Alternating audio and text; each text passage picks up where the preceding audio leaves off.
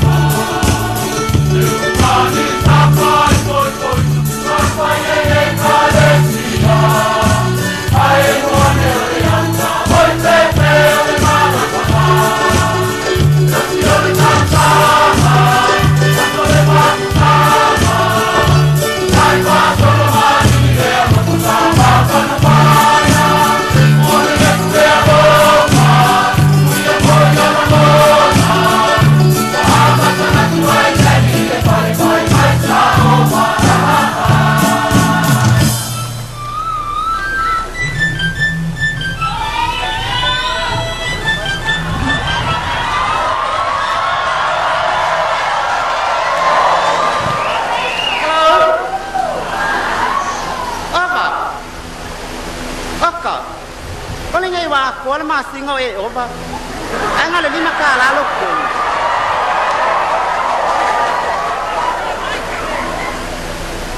ya kopo a o wi lo le mele ke ova o ke ova yo ngu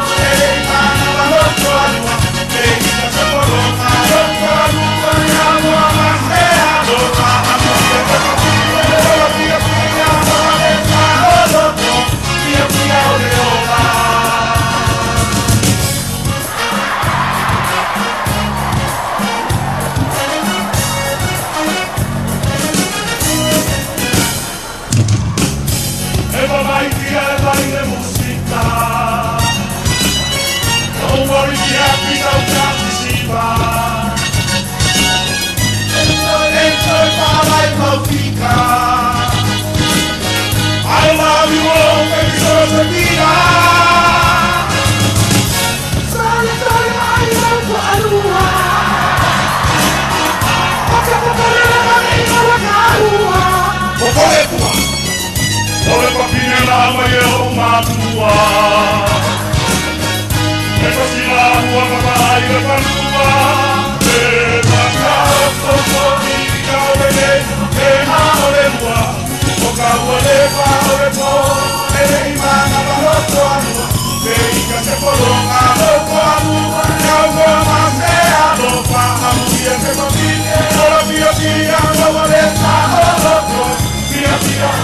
Hei, hei, me rāko poi unga alue ka whenga mai te mea ai.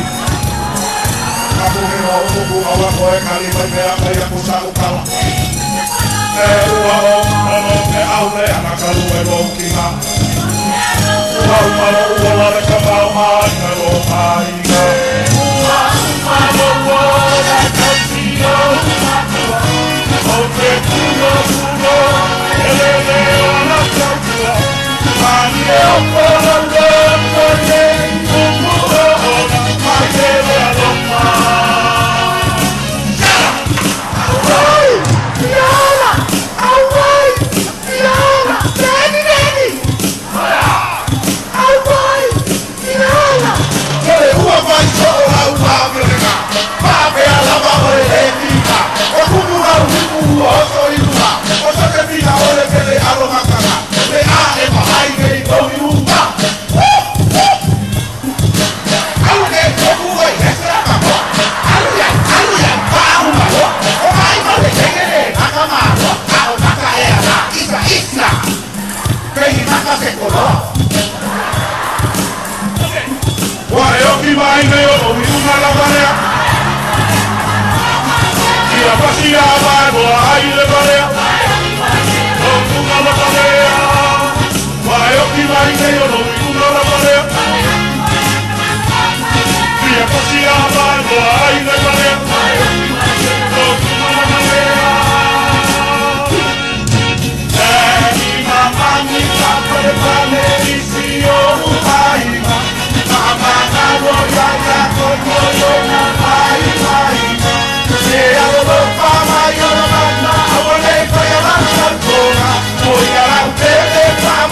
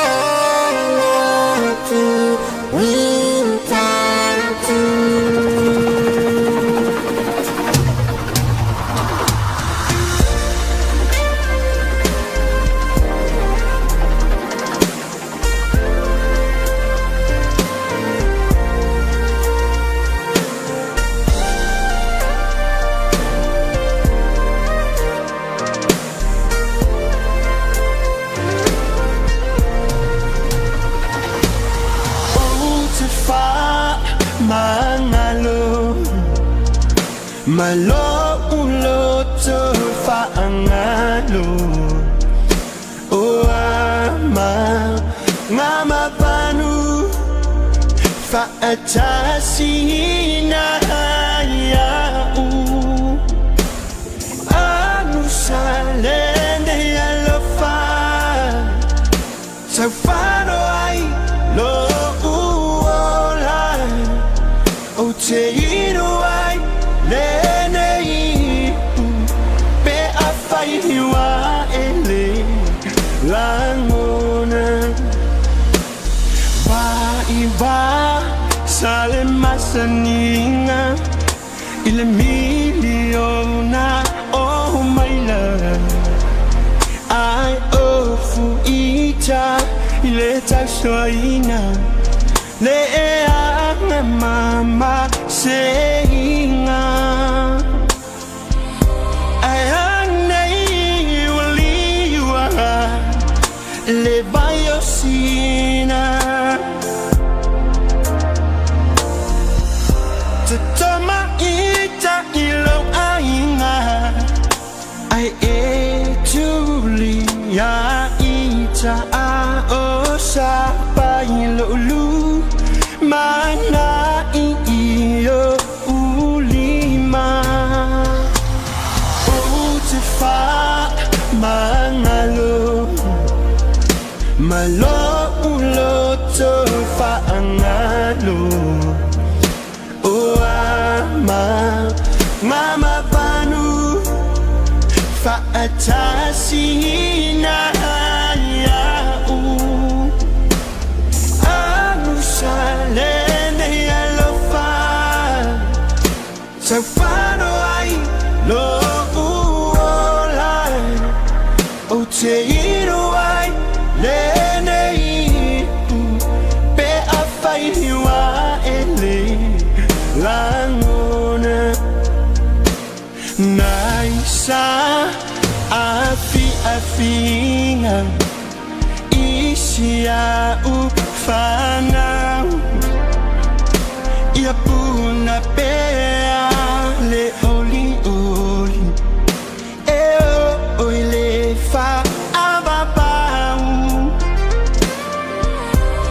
tu salamba po ame uma ua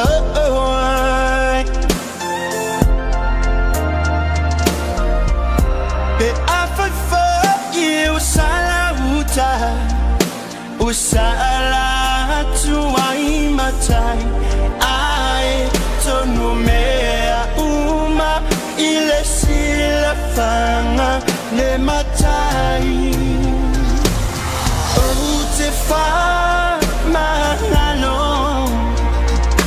malo uloto fa angalo o ama mama panu faatasina ya u anu salende alofa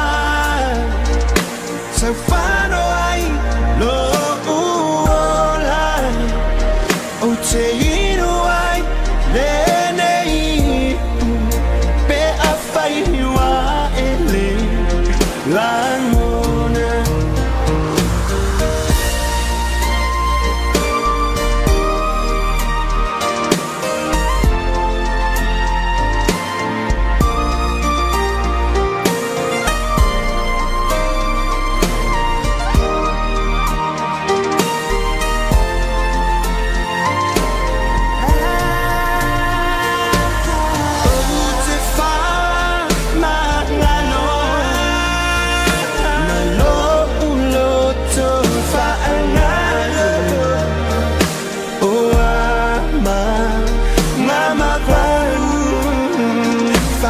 Tasina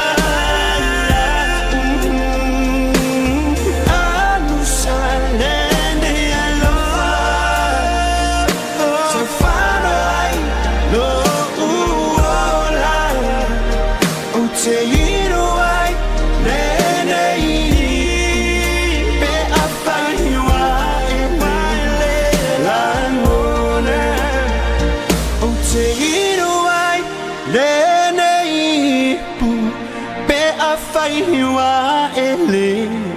langona.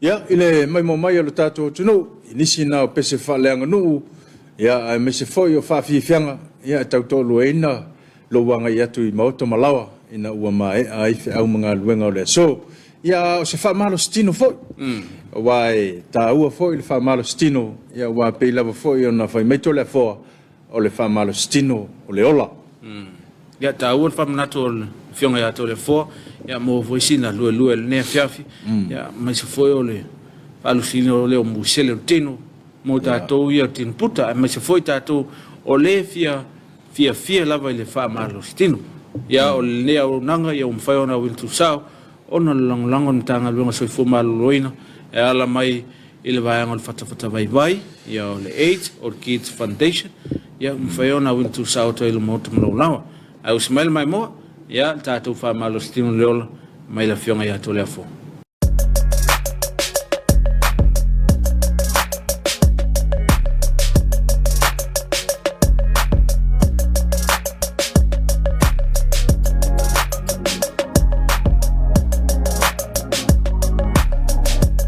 Exercise is life. Famarostino oleola. Mal famarostingo e mo lava onga fa bebela ro kingo.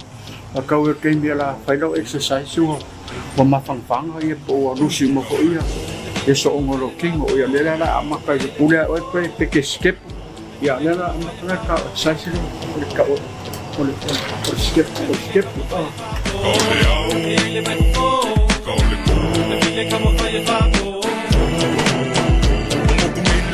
Saule pongsa, o ka amai le fili o le lio nga whainga ka o kongu mga seu a o au, o menga le mawhai e o au o mea fo le pope a ka whao o tangu oi wau a mea mai lo kingo sipala wa ai wale mangingo e mongu suiki a polo lau tiki a ki le milo waka a ka ai a pa ofu Podo leo se maka ispura so 20 seconds 90 seconds Wale dela ia Dela sound to go wale o famalo siu e pe o fomo fa e mo fa vai do ingo fa vai o vai o vai lo vai aso solo mga pala ka ko fai ka ko vai o mo vai e ko i apa de i leo io vai man lo show square ya pa ti le lo kiu ku le lunga e kai ko wa se ke fai as do o meio a lim on feature ado iba solo ya como foi lá é 30 seconds que malo lo manga ya coar foi o listeu check Babela o pulang e fai lo o kasi o ke le uma ila Fai malo lo vai la ro pape ko le lo manga va pasu se con te kiria lo manga Fai lo se ki murmur on fa vai a ki ngor ma ko vai as do a lim on fit ya e solo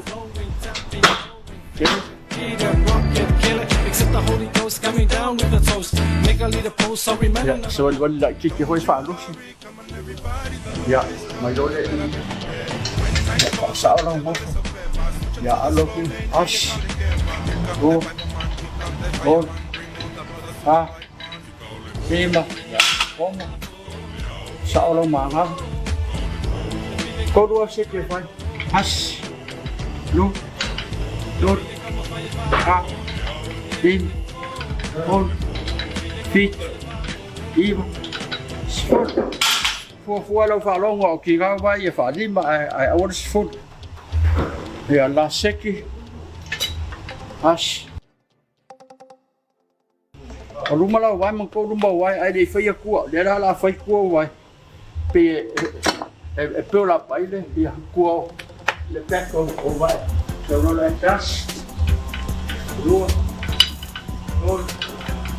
1, 3, yeah. Komma. Rest your right lower. Please stand. 30 seconds. Now second mulmuli. As. 2. 3. 4. 5. Ao lo nang mga. Ya, ngayon funo ni fape pulay lo kuha. At lo kuha. As. 2. 3. 4. 5. Ya komma. Si fasao lang mga. Ya kuya. As. 2. 3. 4. 5. Ya komma. Ya kuya. As. 2. 3. 4. 5. Ya okay. Mo fumay lunga malolo. Stretch your wife, long. Stretch it. 10 seconds.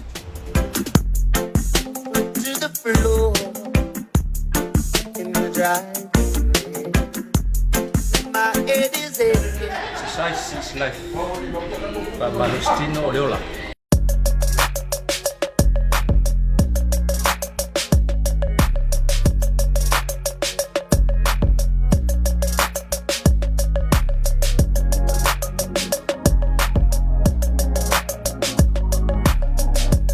Exercise is life. Famalustino Oleola.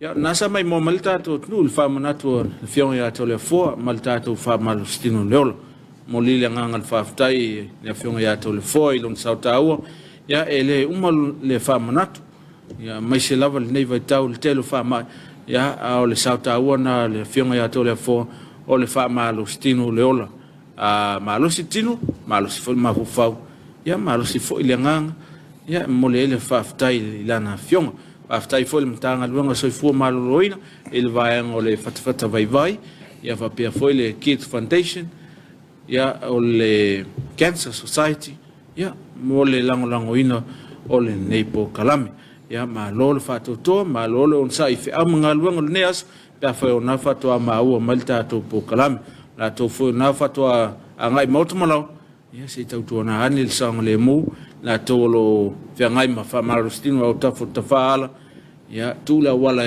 ya lo taba ya ngai ta to tu yo ta to mota ya fail fa marustino Ya manatu le atatu anga i mo stato fa fianga. Ya to tali mai ya na fa wa leo la Suluaulama.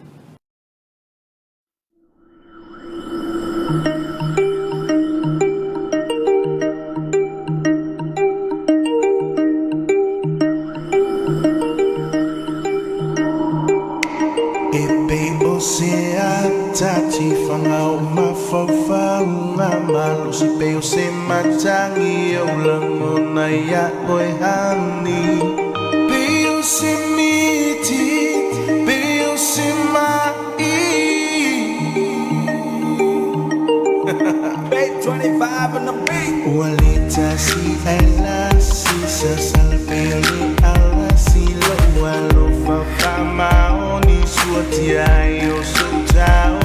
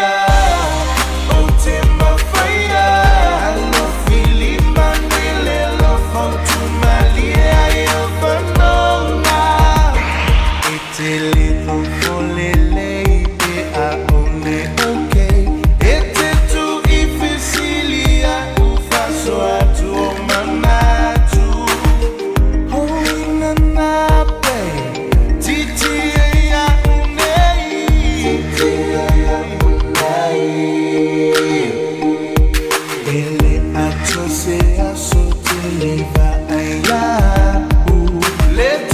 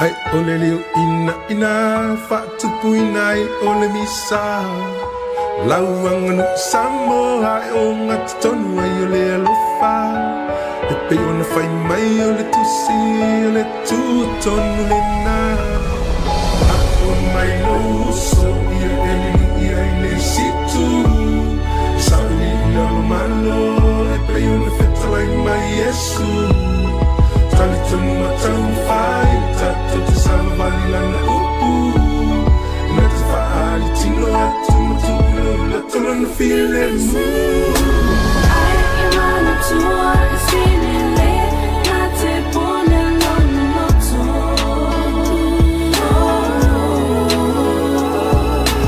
Nai inole Na te fia e apene ono Tuinula sabali ese file mu Ai awan te fefe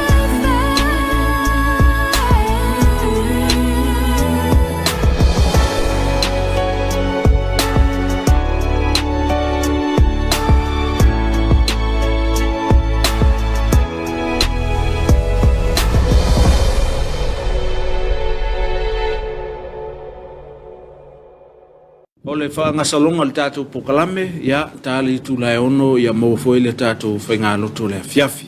Le tātou te iei lava le pulanga a ingaltai, ia wa tātou whaingaloto whaangasolo ne vai aso.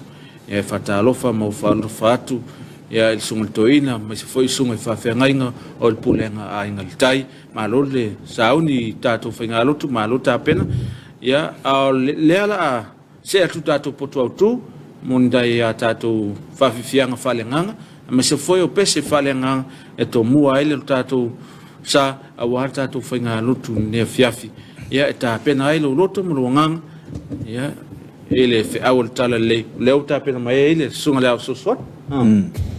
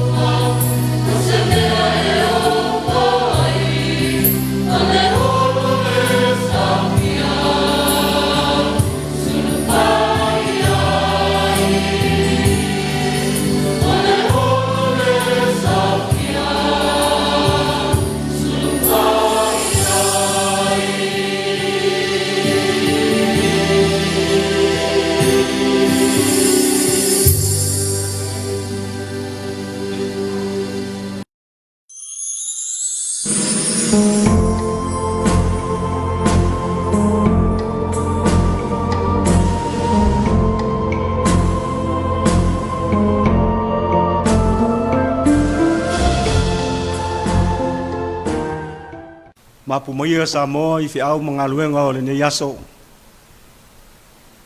Ai o le atatou tapu I atu I le atua.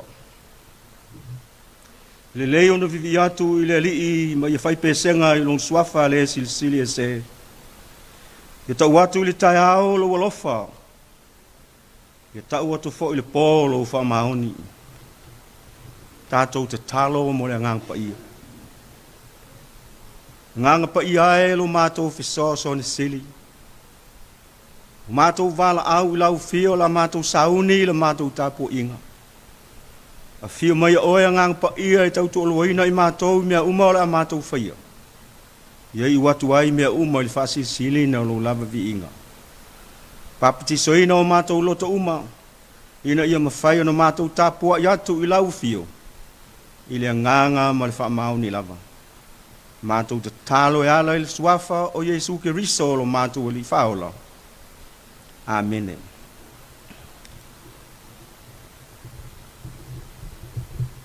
O le whaitawina o le awhiong pa ia le atua. I saia lon ta upo e luas fulu ma le tolu. O le atatou whaitau mo le whai mua mua sa ia whaangata I le whai upo e tolu. Whaafonga o le au whaitawina. Whaafonga maia o whiong pa ia lo tātou li. O le venga turo, I nā ui o I au tau waa o tā sesa, a wā u whaatafuna ina o ia. Ele ai se fale, ele ai fo se me ui atuai. O whaali atuai a te ila tau ai le nuu o ki timo. I nā whaalolongo ia o tau e nonofo I le nuu tū loto. O ta ngata whaatau o saitonu. E ua ui atu I le sami. Nga lātou whaatu muina oe. Sa iai saito se ora I vai e tele. O le sele ngā saito mai le vai tafe. Na mau olo ai o ia. Na whai o ia ma mea e whaatau ai. O I nu ese.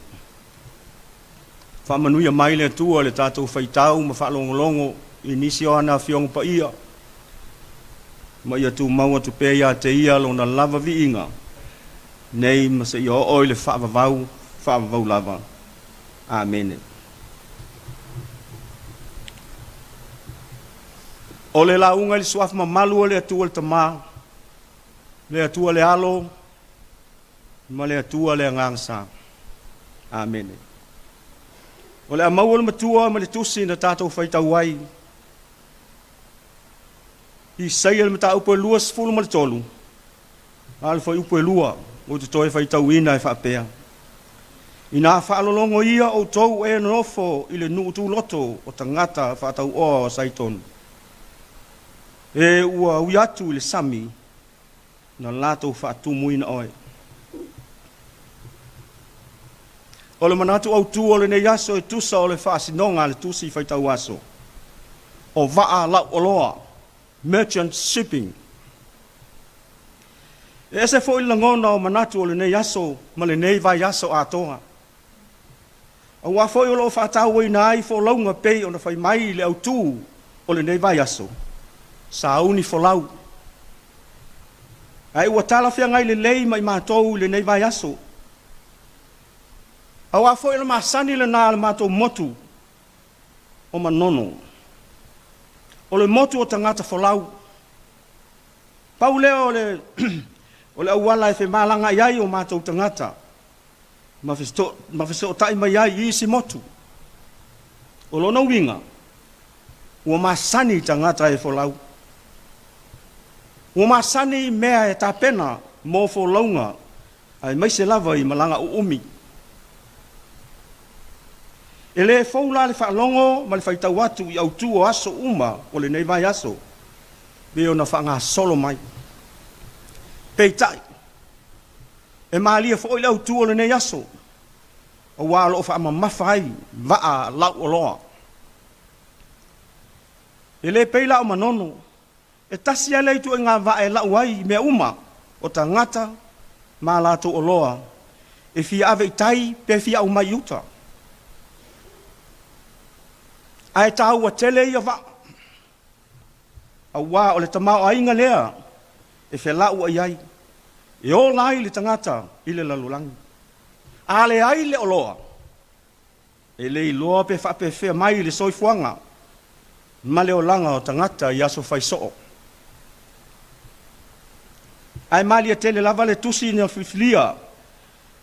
A wā o le vaenga le nei o le tusi Isaia. E iai le mata upo e luas fulu mal tolu. O lo ta oto i le vaenga o lo ofisili ngi ai. Le whaafi tau li tele o Israelu.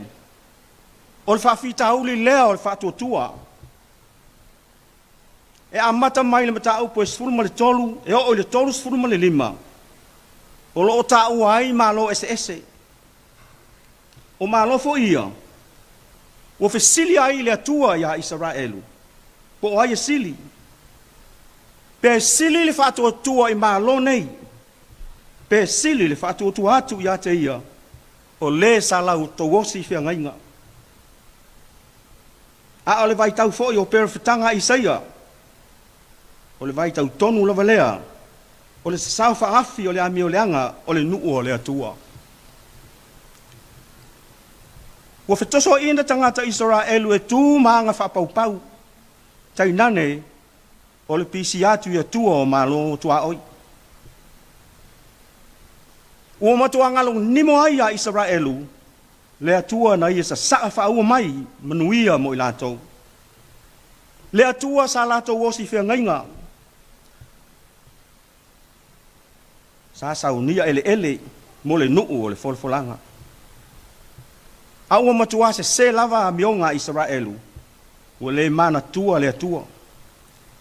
Ua ifo i tupua, ua ngalo whaavai, sa totoina e lea tua, ua tō sina i malo tua oi. O malo la nei, lea e whaali manino e lea tua, le whaatafuna ina. E au fia ai ma le ai o turo, i le tusi whaitau o lea so. Pei una folofolo iai e lea tua whaatafuna ina, o vaa o ta sesa. O lea whaupunga, vaa o ta sesa, pei se whaupunga, sa whaingo ai, so se tu inga vaa tele, sa whila u solo ai o loa i vaa o tunuu, ma ai te tele le nā vai tau. O turo, o se tasi o ai longa, I lona wafu, sa tu ile tu I mātua o Israelu, I le mea ua ingo nei o le panona. O lea ua polo ina, le whaale ngaina o va. O va lau o loa turo. O wa va ia, o lo sa palaia le tele o le tamau ainga, o le ngata mo turo, ai mo ma lo ma ai tua oi. Le manino la fo ile nei mata upu. E au fia tuai maisi ai o le whaale ngaina pe o ki timo masaiton. O ai la vaia o le atu fo inia, fo nisia, po o le panona. Peitai. E le o le wha mafa lea o le nei yaso. A o le mea tau lai ai le vaai. O le tā ua o le ngā luenga, a le vaa la o loa. O le manino lava I le tus faitau. O le ola lea o atu nuu, ma aitua oi o Israelu. O loa o whea veai. Ma whewhata ua I e vaa la o loa. A whaila tātou te whia manuia, whaale tangata. E tā ua I vaa. A whia whaatama ia, pe te tina lea manuia. E te taula ana whaamuta vaa la o loa. Ia ua nei toi iai ni whewhata ua inga. Ai maalia telefo ile nei tala. Awa awhai te whaitau pea, e toi whaatu wina ele atua turo. Pea ma vai tau sanga I fitus fulu. Ona fōa ia toi lea o ana oa, maona tau mau a inga mo le li. A o le ata le nā, o le atua alofa. E whaapa ule tangata, ai na te toi whaatu wina. E le tu mau I pea le atua I lon to sa. Awa o ia, e tele lo na lofa. O lo na lofa lea sa ia whaiai Israelu maona nuu. Mai le lingi I ai manuia. Le lofa fo lea o le atua, e toi whaatu wina ai malo ese sa fola I ai le whaatafuna ina. A le manu lau ti e whaamamafa, o le ngā luenga le lei whaatino mo vaa la oloa. I le vai tau e wha oloa ai tangata. Ai sili ai. Pe a whai e maua oloa, ma mana tu ai le na ia fo I mai. Bei ona toi wha manino mai le perfeta. I le whai unga o le nei mata upu mo turo. Pei sa I o le mata upu si le sili le nao o lo na na. I to tonu o le autu o le nei aso. E tā ua oloa, ma vaa lau oloa. Ai sili ai ona tā ua. Pe a mana tua le na ia fo I mai oloa, uma mo le tangata. Le atu nu oe le nei Afiafi. O se toi whafangu lea mo I tātou uma. E tā ua lo tātou tā pena I lo tātou wholaunga wha le tangata. Tā pena ai masaunia mea uma o le wholaunga. O le malanga le tangata o se malanga umi. E le ai sona mutaanga. Foto a tuta lava wholaunga le tangata. Pe a whaalonga o tātasi mai le longa le whaiwhiau. Na whapele o nisi, tā alo whai. Wa ele whatautainga si lato ina. Po o si lati nā matua. Ai whapena le lalo langi ima lo na ngā solonga. Pei tai o le tangata tā pena wholau. Te tau ona le lei mea uma. Ma ai le lei ma si le sila mau. Whaatumo lo vai o loa. Mo le wholaunga. Ai ia mana tua. Ia nā o loa au ngā ma le lei. O loa e te silfia. E tali mai I mana onga. Ti ai o loa le au ngā. O loa fo ia nā o le whaama mawhai o le waa. Ne I ngoto ai. Whaangalo o loa fo ia. E to ulu ulo taitasi ai lau o waa. E male pelepe ai o le waa. Lau o loa. Ai whaatumu le waa. Lau o loa. I o loa whaale atua. O loa e mau popo ai ainga. O nuu e kalesia ma le atu nuu. O le mea moni. E tofu lava le tangata mo lona waa lau o loa. E mawhai fo i ona o whape atu. O oe o le waa lau o loa. O au o le vaa lau o loa, o tātou o vaa lau o loa. Wa fo i o lo tumu o tātou tangata, taito tasi o loa, ma tā leni mai le atua. O tātou lava la, tātou te whaia tiute o le whaaso atu. Tu whaatu o loa tā ua, o loa o ngā mo le lumanai. E whausi ai a inga le lei, whaavai ai nu le lei, o si ai e ka le sia le lei. Ai mai si ai, o na mau popo ai se atu nu le lei. Tu lo iai ma le atua e whai ma kapteni o le waa, la o loa, ia ua uma upu. O le tiu te wha kapteni lea o le atua, i o tātou waa, la o loa. No ia le tau fia ai lo na alo sili o na pele, ma tā ua ia te ia. A ua ia fo ai mai, mo le tangata ang sala. Ia tasi le o loa tā ua e mau le soifua. Ai tele nisi o ana o loa e whaasauina e ala i le tongi ol pa ia. Na whaia e lono no na alo e toa tasi. O le tātou sao le na i malo, pe a tātou tū mawai pea i lea tongi ola. Ma tātou la ngona le salamo. Ai fo lau whaatasi ma le atua. Ma ai ana o loa pa ia. Pe i o na ia lofa mai ai. Manu ia tele Samoa le atunu pele. Ona o Yesu. Amen. O le atatou vi i le atua, o le pese se lau fitus ful ma le iwa. Se lau fitus ful ma le iwa le vi inga o le atua.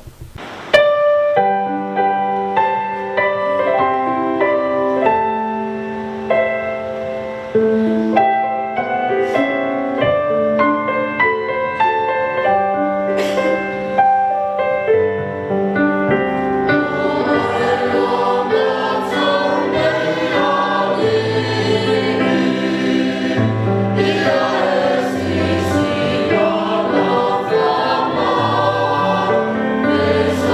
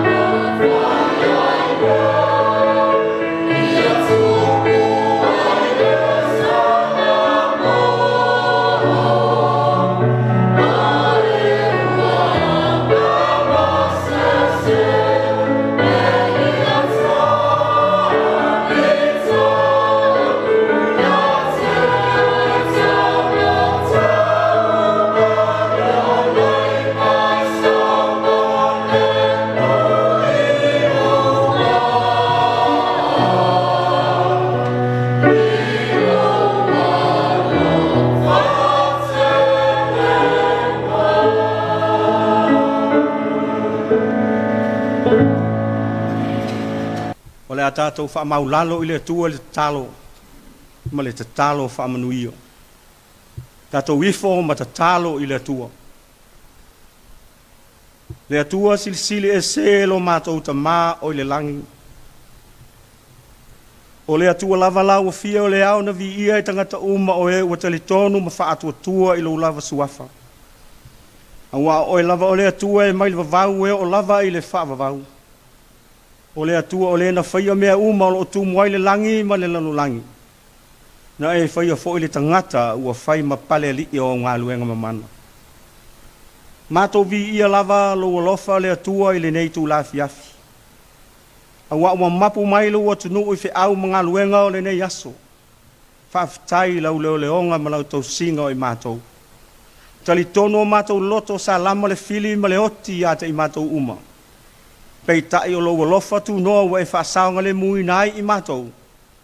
Ua au noa ma se mea e whaapopole i nai pe atu atu valeai i mātou. Mo mātou whaafitai mo lau tuspa i e pe i ona mātou whaitau i ai. A o ma o i ai i mātou ma whaapopoto ai i mātou i le ami o tonu. Whaafitai mo le angang pa ia lo mātou li i. O lo whaamanatu mai a i mātou lau fio wa o le tele lavo taimi. E ngalo ai a i mātou lau fio le atua. E pupu ai o mātou loto i mea le lalolangi. Ai whaaososoina i mātou le ti apolo. Ai whaafitai le ngang sosoani o lo ngalua ina i peo mātou loto. Whaamanatu mai a te i mātou.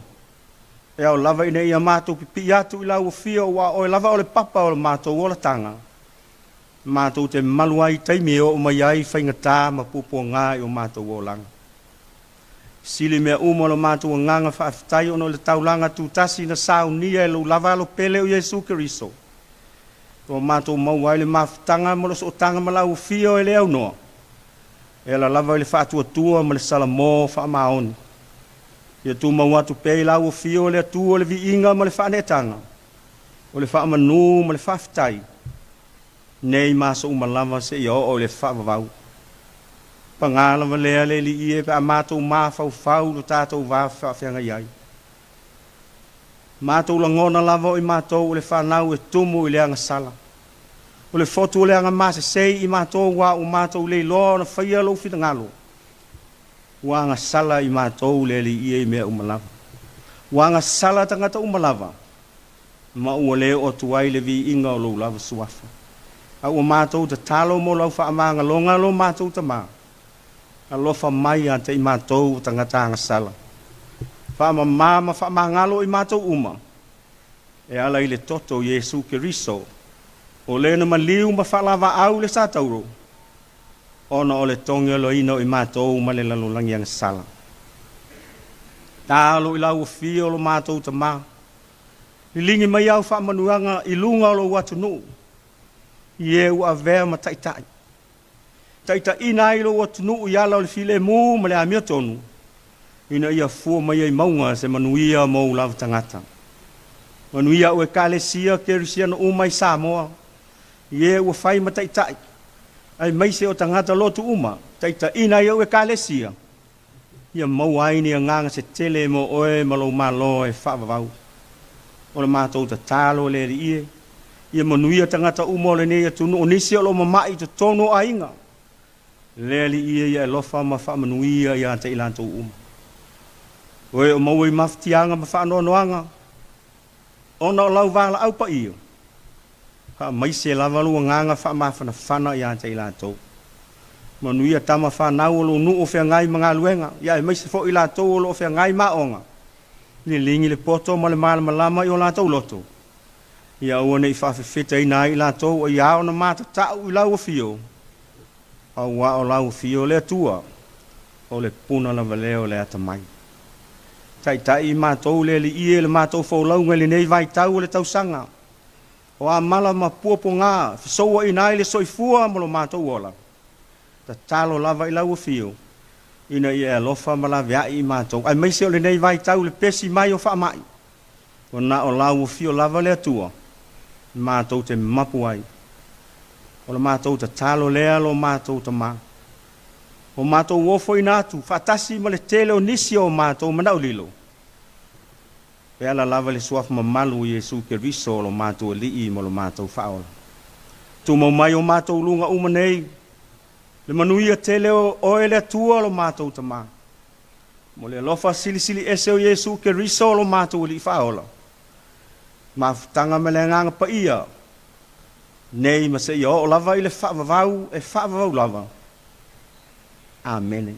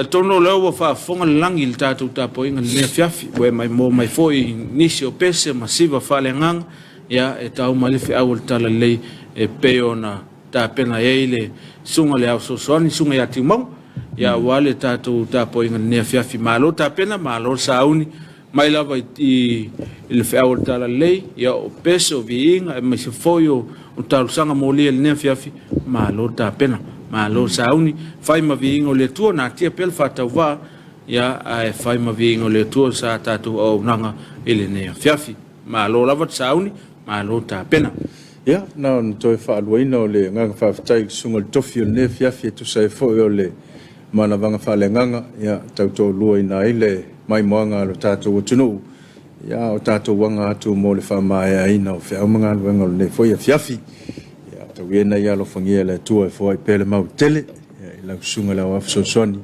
ya walang long so pele fe amanga la venga le tua ai ole atatu wanga ya tu monisio falinga ai me se fo yo fasil silanga ya wa fo le no fil fiel mo malo le tunu ya o tu langa pe ona yai le tatu wo tunu le fo vaita Faasi silanga taua. E whailo atu lo oto pa ia malo oto mamalu e whapea. Wawano neia tatou fale Samoa le pulengo tangata tawhawhau mai moa. Mole lisi ina e whaatinoa i pisi nisi o lo ta uai lalo. E le Samoa, ngau sia ino le siapo, taula sea, tui teu fungala au, flower arrangements, ngau sia ino isi mea tau lima Samoa, ma isi mea whapea na. Le awha ngata ina tatou tusi talo sanga i le aso whareile. Se fulu male iwa o kuso luafe luas fumale lua. Le itu lai whai le Afiafi. Monisi fa amatalanga fa afisotai mai fanaya natu taulealo. Le numero ono tolu limatasi o. Fa fitai pulenga tangata tawhawhau mai moa.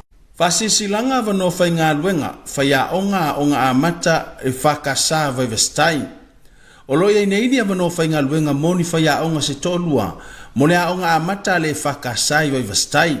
O i lato uma e fia tarusanga mai e te tau o nei ei vaenga nei. Anga vaa mo mia mone fai a onga a mata, tusi pasi alo ia mole a oino whanau moa onga a mata, ma lama le lei le vaa fiso tai ma le ngā lulu e whaatasi, teamwork, ia iai se poto masani, work experience, ili au nanga whaafaya onga a mata, lua tausanga pesi liatu. E whaangataina tusi tarusanga ili aso sfurfito au kuso lua o lua, ili itu la e wha ili Afiafi, ia whatua tusi mai ili prestene a onga a mata, e whakasa vai vastai. Whaamone mole whaafsota i mai ili prestene o le a onga, numero telefoni fitu lua ono iwa whaiva, pole fitu ono tasi lua o tolu, po le pule a onga, il numero telefoni fitu lima iwa o fitu o, monisi, whamatalanga mana mia. Whaaftai, sa inia al komiti a onga amata, e whakasa vai vastai. Wakafoni ale kalesia whaapotopotonga Christian Samoa, i poutasi whale alili. O te leso polaa ma whaatau matawatu, e le sausili foi. Ai pio se leo vai tulou, a wae leso ona tala leo i sala se leo i falenga. Ai seu maia usasi o i tu malo pele, le afifio ala lafanga, o lalua nofo male tauwana ese ya te oe fale alili, tulou lava. Ai taluai o le whaamoe le nei au lotu, wa soa o na fuafuaina, wa manatu ai o le a whaongaina pea lo tai tu malo, e whaatino ai lo mātou whaamoe. Ne o mātou soli ele onu ese, ona popo elea, le ala lea o le a mātou soli ai o ele sa tulou. Se o tātou a le anga pi ioa i le talitonunga, ua momou wa tāta fasia o li anga, sa whaono toto malalanga i o tā whangavasa. E le taiso foi pe tau mamati, a wao lele ua malua ngai au lau ele mau vai whanua, aisea, a wao ua mamana lau tautua, a ole se maanga o au tālo sanga, vi ia le atua.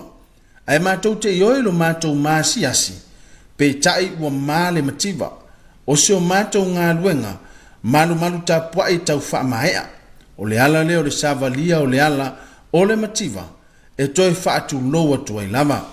E whaatau nuina le neua kofoni le aso ngafua so se fulu lima au kuso lua o lua, i le tuana iai o le aso sao tama.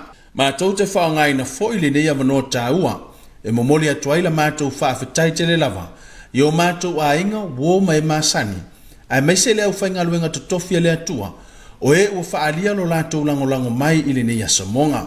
O le a fo'i e te maau ia i le aso, mātou te taile sa paia whaatua ele i le nganga o le whaatau waa, a e tau masua sua i le whaafitai, whaatasi ma la mātou te talo, ia whaamanuhia le atua, ia manu e tele le aso sao ta maa whaafitai, sa inia le sunga le whaafengainga, ma le aulotu e whakasa poutasi whale alili. Whasisilanga o suenga ulu whale kolisi whaafaife au i maalua, luafe lua se fuluma le lua. Whaatulou i paia ma mamalu o le kalesia ma Samoa.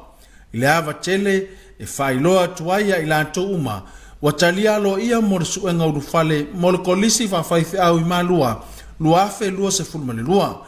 Le tātou suenga i aso nei, e pei ona sa fua inai.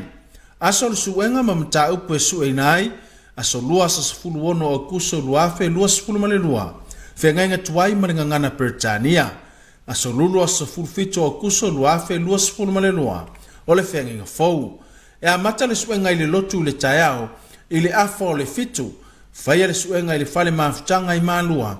Tawa mai le restala, o le suenga e tolu se fulu tala. Whaafutai, sa inia ele li upule, o le kolisi whaafaife au i maalua.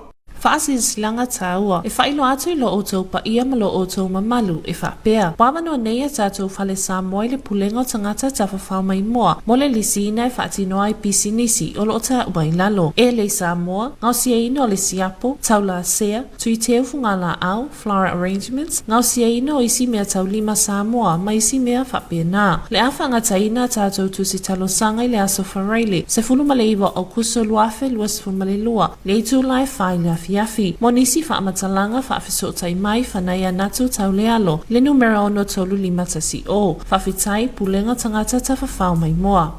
Whasisilanga wano whai ngā luenga, whai a onga a mata e whakasa vai vestai. O loia i neini a wano whai ngā luenga moni whai a onga se tolua, mo le a onga a mata le whakasa vai vestai. O i lato umai fia talusanga mai e te tau o na iei vaenga nei. Anga vaa mo mia mo le whai a onga a mata, tusi pasi alo ia mo le ao oino whanau moa onga a mata, ma lama le lei le vafi so tai ma le ngā lulu e whaatasi, teamwork, ia iei se poto masani, work experience, ili au nanga whaafai a onga a mata, lua tausanga pesi li atu. E whaangataina tusi tausanga ili aso sfurfito o kuso lua o lua, ili itu la e wha ili Afiafi, ia whaatua tusi mai ili prestene a onga a mata, e whakasa vai vastai. Whaamole mole whaafsota i maile prestene o le a onga, numero telefoni fitu lua ono iwa whaiva, po le fitu ono tasi lua o tolu, po le pule a onga, il numero telefoni fitu lima iwa o fitu o, mo nisi whaamatalanga mana mia. Whaaftai, sa inia le komiti a onga amata, e whakasa vai vastai.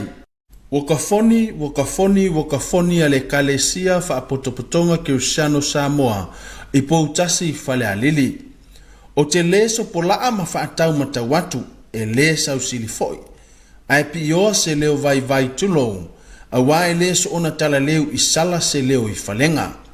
Ai seu maia o sasio i tu malo pele, le afi fio ala la fanga, o lalua nofo ma le tauwana ese ya te oe whale alili, tulou lava.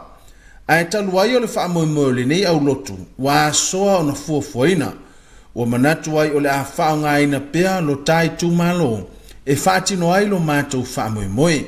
Ne o mātou soli ele onu ese, o na popo lea. Le ala lea o le a mātou soli ai o ele sa tulou. Se o tātou a le anga pi ioa i le talitonunga, ua momou wa tāta fasia o li anga, sa whaono tuto malalanga i o tā whangavasa. E le taiso foi pe tau mamati, a wao lele ua malua ngai au lau ele mau vai whanua, aisea, a wao ua mamana lau tautua, a ole se maanga o au talo sanga, vi ia le atua.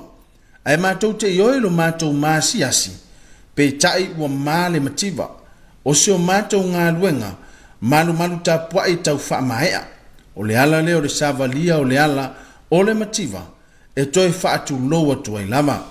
E whaataunu ina le nei wakafoni le aso ngafua so se fulu lima au kuso lua, i le tuana iai o le aso sao tama.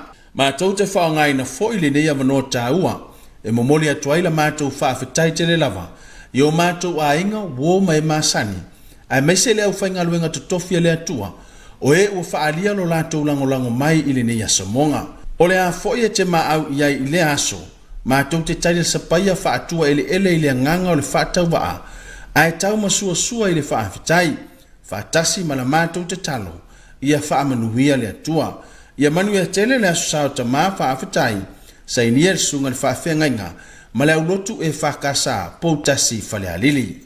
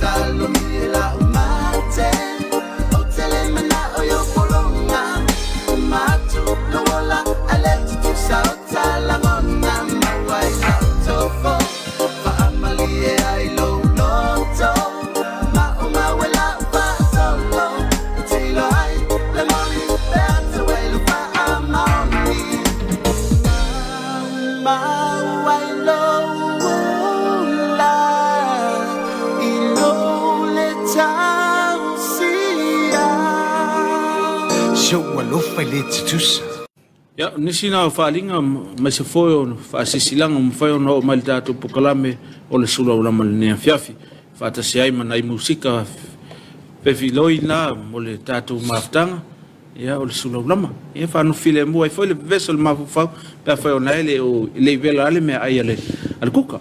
o le whaapoleina o leo a tātou taunu mai le afiafi o le asotofi ia wai fofoi le ne vai aso ia o ani le lei o le ne aso fai ma vinga le tua malo le tautua malo le sai o le tautua ia o le tau sa ngai le vau ia o tai foi le ngā tai fale ia o le lava le tiu te sa fia ngai ma le tātou tunu le ne aso malo le sai malo le whātoto nā tau whamana tuina as whanau le so after ile lofa maleanga leo le tua ma wale sta usanga fa popo tau sanga tele so ifom leo mai lava pepe mea e o lava se o pito mtu ya ile anga leo la o le tua ile so ifom leo na to foi o fia ngai ma fa no noanga o no malanga liu maleoti ya o folofa ma watu ya fa ma fanfananga le tatu pokalame ya ile ma fanfano le tua ono i tua so po isa wo fti ai tatu ya mo pele ma fanfana mo le unsai mo le hotel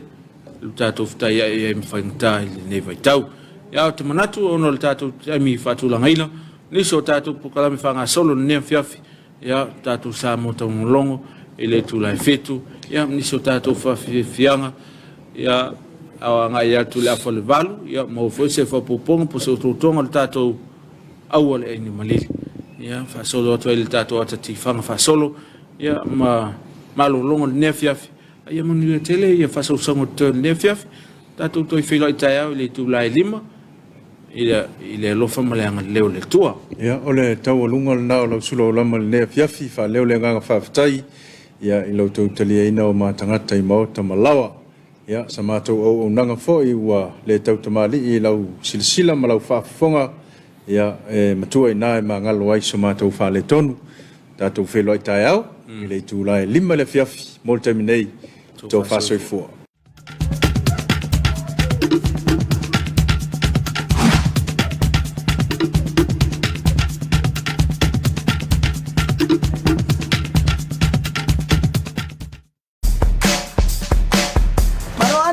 Ska kasiki suka ngafa mule. Kivor kang. Vokala lua. I lalo tula funu o whainga whaatau vanga o whaatau wa inga ma le puipuinga o tangata e whaonga ina o loa ma au ranga lua fesfuruon. E te tau I whai o loa o na whai loa pe tu sia tau o loa. I lunga o